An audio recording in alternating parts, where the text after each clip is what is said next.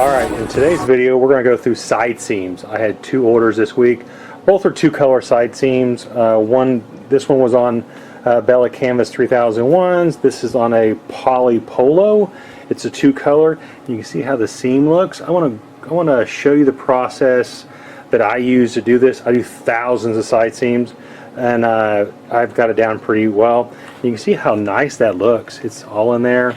It's not a really heavy print. And so we're going to go through this process, so stick around and we'll go through it. I'll try not to make it too long. There's just a lot going on in this, and I want to be realistic in the time frame, you know, what it really takes to do these. So hold on and we'll get started. Back to back, two different side seams. One's going to be on Bella Canvas shirts, and the first one I'm going to do is going to be on some polos. And these polos, I do thousands of these, and I want to show you the process, and hopefully it's something you can look into. So I've got a 3/4 inch piece of plywood here. These are old platens, and I just cut a seam in the middle of it with the saw. So it's, you know, it's a plywood board. I just took my saw to it. It's about half, you know, the depth of the plywood. So I just put the new pallet tape on it, and I'm going to take my razor and I'm going to go through the inside of that seam, the groove, then go the other side, the way. Show you the process of that. If it'll do it. And you can take and cut all the way through the board, you know, from one end to the other, and mine doesn't, because when I do the polo I need a stopping point, and it's just how it is. So I just pull this out, and alright, so you can see I have the saw just ramps and stops right there. So that's my polo stopping point, and if I wanted to, it could be all the way through, but there's my groove. And to help get that in there, okay, I don't have a pen, but I want to just burnish that a little bit so that seam will just fall right in there. So there you go. And when you spray adhesive, you do not want spray adhesive in that groove. That's going to be key. So what I have a dowel rod. Dowel rod sits right over that, and I lightly spray. This is my first one. Then I'll put it under my flash dryer and heat it.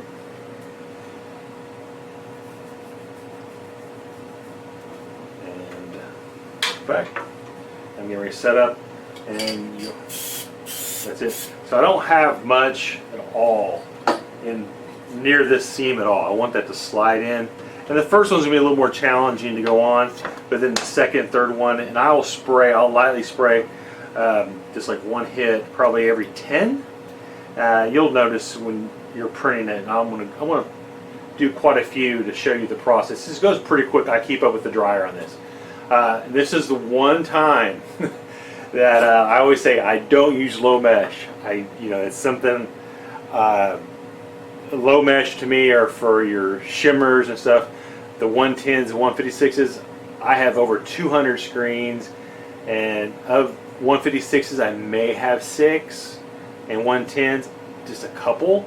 So this order's got 156s on it, and the reason why I use the low mesh, one, I want to put a pretty good coat of poly down because I'm only doing it once, and I want that release. That lower mesh gives you that release, and then that's the top coat, and I want a good layer. And the reason why, when you're doing a side print, you don't want it to be heavy. You want it to, you don't want this big old thick print on your side. You want to keep it thin and wearable. Okay, we're setting the screens up, and I just want to highlight. So we're doing the bear claw thing. You see, I've got off contact. My off contact on this is probably a good 1/4 inch, because when I'm printing this, and this is a low mesh. This is a 156. It's a low mesh. I want it to release. And there's not a lot of adhesive. This is a two color, so this is going to be a white and a red on this one. And I had the same thing on the red. It's got about a 1/4 inch. I want, when I'm pulling that squeegee, I want it to start releasing, because there is not much adhesive in the middle, and it's just going to help. And that's why I had the low mesh on these. If I had a higher mesh of 195, that ink's going to stick a little bit more in the holes, and so because it's a tighter weave. So this is going to help it release more. I would do a 110, but the 110 is just going to leave a grid in your print. I'm not looking for that. So we're going to be setting printing next, but I wanted to highlight that, yeah, my off contact is about 1/4 of an inch. All right, we're going to print. So I want to show you, so I put this dowel rod here. So I don't want any adhesive in the seam. And just a light hit there. And just did one, the first one. So we're going to start this one. So this one has a tag in it. You got to deal with it. And you just, basically you just want to slide it down and you get in that seam. And you just, I'm going to try not to block the camera, but you're just trying to work that seam in that groove. It gets easier as it goes. You get used to it. And there,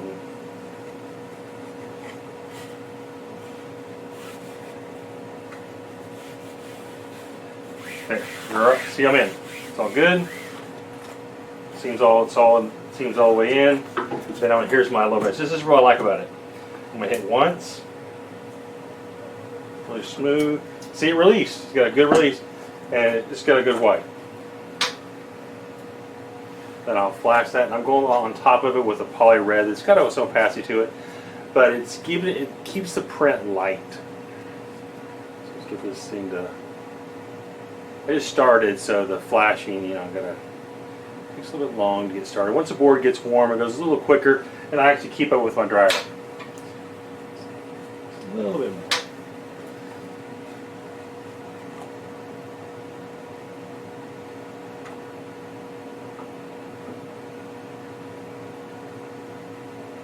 That should do it.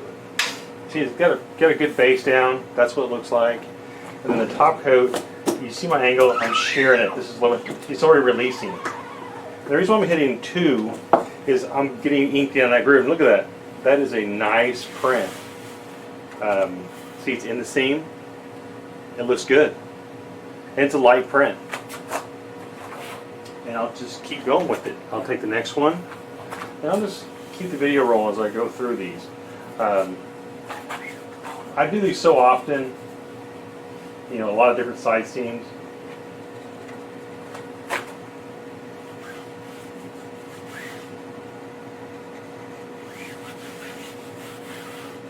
There you go.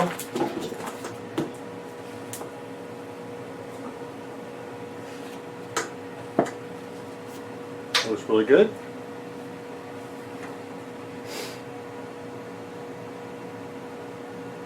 Now, if you got a press that has aluminum platens on it, sorry you got that set up. I'm a bracket setup, so I can change out my tops. But and if you got a 16-inch top board, you're going to be limited too. But you can put hardboard on top. You can build your own little groove and tape those down. You just get really limited when you have that set up. See, I'm just 2 hits. Look, fills the gap in, it looks great, and it's a light print. They're on poly, so it's 1 hit of poly. So I'm using that Union 1070, and I've got a 15% blend of that, stretch and soft hand in it too. I do it 15%, and it just helps the ink out. And this is something I always put in my inks. I even put in my black ink. I like that combination and longevity. There's another one. We'll just keep going. There you go. It's nice white. We'll flash it. Go back to red. But that groove really helps out, and it's just a saw blade size. It gets that groove down in there. And the Bella canvas have a little bit narrower, but I do still do pretty well with that. So the next print I have, which you'll see, it will have like a flame at the bottom. And if it's got an opening gap like this, I usually just, before I print the top color, I'll fill it in. I'll just take a toothpick or something and fill it in with the ink. There you go. Look, fills the gap in. Number 3. Look at that. Ta-da!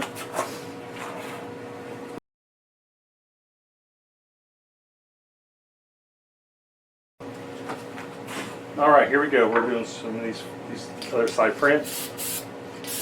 Like spray. walk you through this process. A little different. This has got a blend on it, so I'm going to push this seam down. And when you do these, you'll want this seam to be in the groove. And this sprayed, so usually when you spray, that's your most difficult round. Ah, there we go. Looks nice. And this is, again, it's a 156 for this white because it's going to have better release. And so I'm down to, I think I've got 6 156s, and this is my third one. So we're going to go through this with you. I want to show you a process because this has just a really large element to it that sticks out. It does have a blend or a flood screen. It's dry.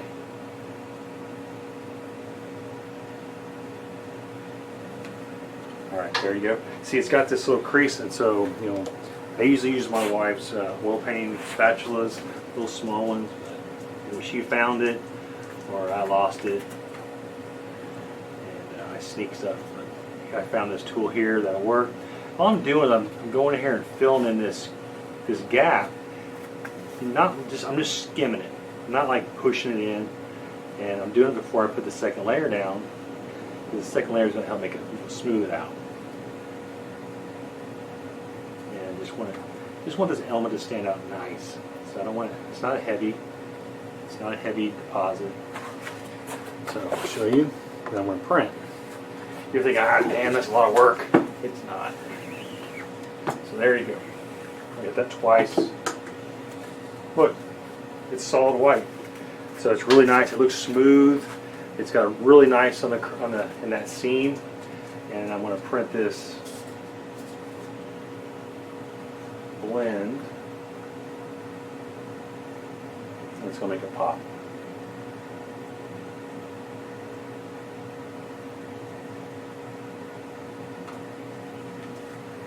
There you go. See, it's a nice. And I'll show you when after it dries. I'll show you the end results of it.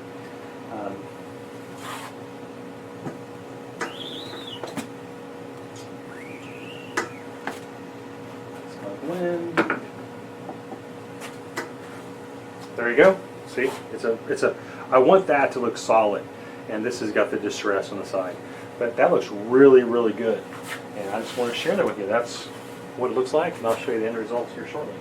It's got a really nice blend, and I'm going to keep printing, and you can. All right, I'm working on these black shirts. Just finish up the maroon ones or the cardinal ones. Just wanted to show you these really pop. Really nice. Look at that. These look really, really nice. They pop. Look at that. Nice, nice, nice. But the blend is kind of a lighter orange to a red orange, almost a red. But see, as you get going, these just fall in quicker. I'm going to just use my fingernails, and they just kind of fall in that little seam. But you want to make sure they're in there smooth, because if your seam is up or not perfect in that crease, you'll notice it. That's what really helps us out. There we go.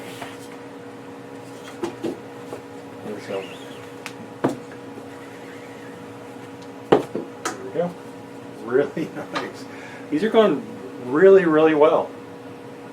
This is something you shouldn't be scared about. It looks time consuming, but it's really, time goes by pretty quick on these. It just, it shakes up your normal routine. And again, I'm doing the spackling. It's a light, it's just a light. Get in that groove, fill that in, just so you're not seeing the shirt color. That's all it's doing. This is where, back to art school.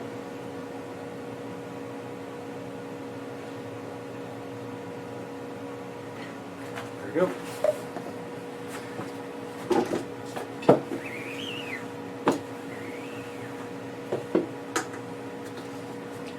nice and smooth.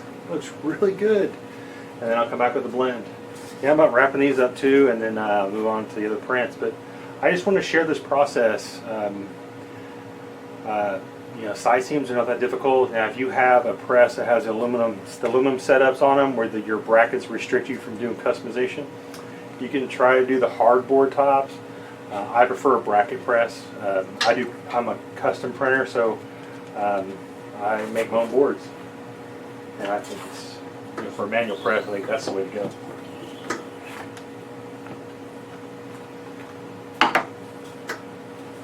Look at that, really nice. They're going to really stand out, and you just keep going. And I'm just going to show you, you know, as you go, you guide them on here. You'll see your seams. Sometimes they'll just fall into place, and that's the best time. It'll save you some time.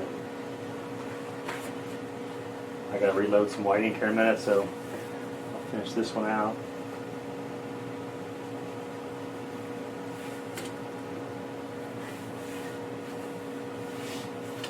There you go. Look at that.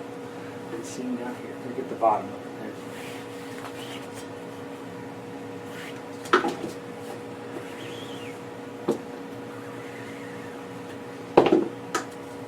There you go. Now 156 on these, you know, I'll say they really help the release factor in this situation. You know, I'm not a low mesh person because the heavy deposit, but in this situation, you see I'm using a sharp squeegee.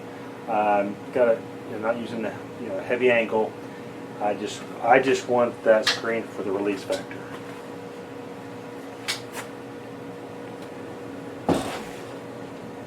Back to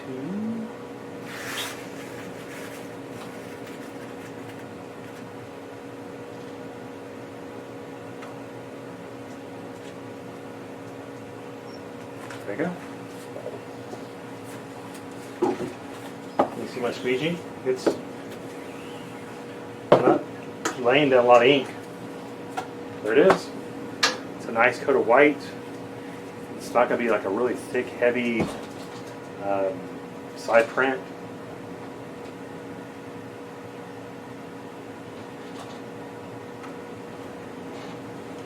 And the additives I put in it, which is the soft hand and the stretch, it's going to help the longevity of this print.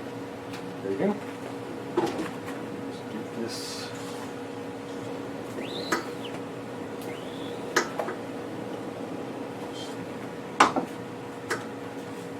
bam! Look at that. It is nice. All right.